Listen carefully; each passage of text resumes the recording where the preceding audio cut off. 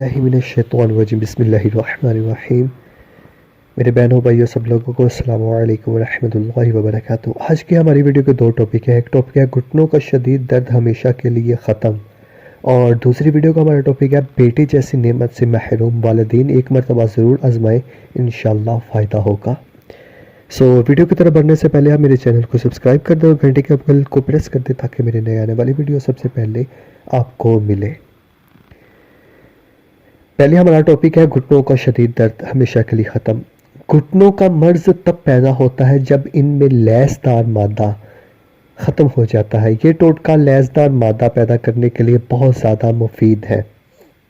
अब आप को ये मैं स्क्रीन पर भी लिख देता हूँ ये क्या चीज़ें हैं, और वैसे बोल के भी बता देता हूँ। एक पाव मुसब्बर, मुसब्बर स्वाद से मुसब्बर, ये पंसार की दुकान से बआसानी मिल सकता है। और एक बोतल सिरका अंगूरी लें, यानी कि एक पाव मुसब्बर, एक बोतल सिरका अंगूरी लें। मुसब्बर को बहुत बारीक पीस कर सिरका में इतना डालें कि लई सी बन जाए, यानी कि लेस बन जाए, लई सी।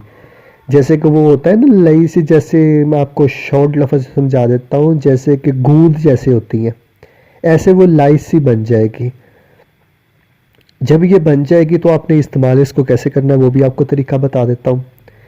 इस लई को घुटनों के चारों तरफ अच्छी तरह लगाए। जब ये खुश्क हो जाए इसके ऊपर एक मर्तबा फिर लगा दें। इसी तरह दिन में 3 वक्त, दिन में 3 टाइम या 3 वक्त किसी भी टाइम आप लगा सकते हैं। रात को सोते वक्त घुटनों पर गर्म कपड़ा या पट्टी बांध ले। इंशाअल्लाह अज़वजल घुटनों में लेसदार मादा जल्दी पैदा हो जाएगा कुछ ही दिनों में। और दूसरी हमारी वीडियो थी बेटे जैसी नेमत से महरूम वालिदैन एक मरतबा ज़रूर इस्तेमाल करें।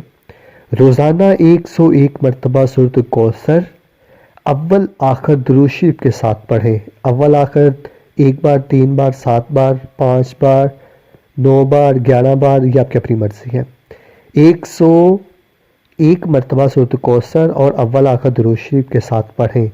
अल्लाह ताला से औलाद नरीना जैसी नेमत की दुआ मांगे और इंशाअल्लाह अज़्ज़वजल अल्लाह ताला ज़रूर औलाद अता करेगा, क्योंकि उसके बस में ये सब कुछ होता है। और ये इंतहाई आज़मूदा अमल है। इस अमल को आप जब करेंगे तो इंशाअल्लाह अज़्ज़वजल फ़ायदा होगा।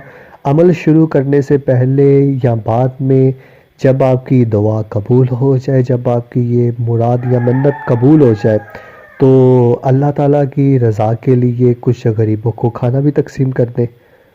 ये आपकी अपनी मर्ज़ी है। अगर आपको मेरी ये वीडियो अच्छी लगी तो इस वीडियो को लाइक शेयर कमेंट ज़रूर कर दें और मेरे चैनल को सब्सक्राइब कर दें और घंटे के बेल को प्रेस कर दें ताकि मेरे नए आने वाली वीडियो सबसे पहले आपको मिले।